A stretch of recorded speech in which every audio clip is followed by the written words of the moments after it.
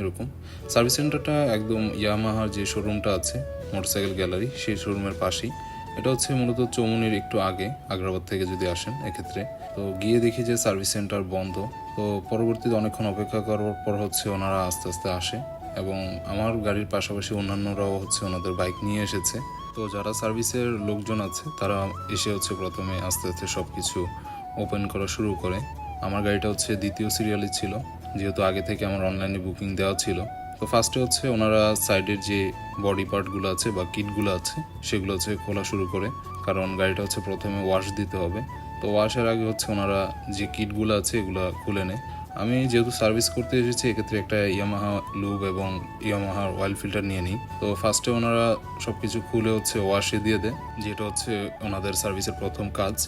যেহেতু ওয়াশ করতে একটু সময় লাগবে, তো সে পর্যন্ত হচ্ছে আমি ওয়েটিং রুমে অপেক্ষা করতে থাকি।